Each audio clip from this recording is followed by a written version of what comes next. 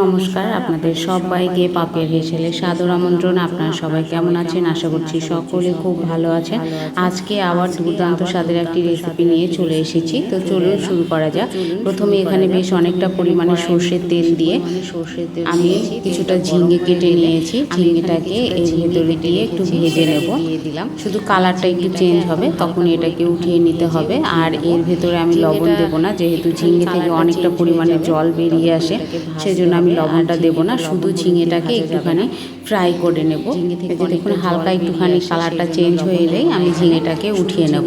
একটুখানি হালকা মোটামুটি কালারটা চেঞ্জ হয়ে এসছে।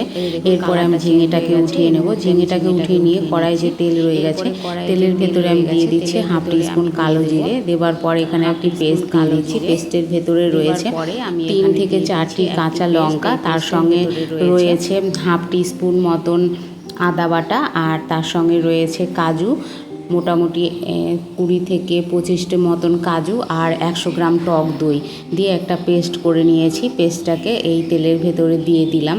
দিয়ে এটাকে নাড়াচাড়া করে একটুখানি ফ্রাই করে নেব মশলাটাকে এই তেলের ভেতরে। আর এখানে দিয়ে দেব পরিমাণ মতন লবণ, সামান্য পরিমাণে একটুখানি হলুদ, আর কাশ্মীরি লঙ্কার গুঁড়ো। এখানে একদমই সামান্য পরিমাণে কাশ্মীরি লঙ্কার গুঁড়োটা অ্যাড করে দিয়েছি।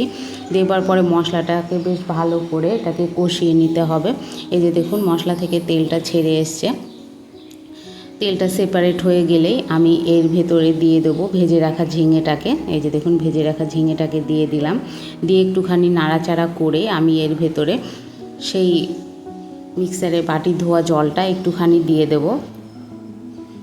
এই যে দেখুন বাটি ধোয়া জলটাকে দিয়ে এর ভেতরে একটুখানি দিয়ে দিচ্ছি টেস্টের ব্যালেন্সের জন্য চিনি সামান্য পরিমাণে।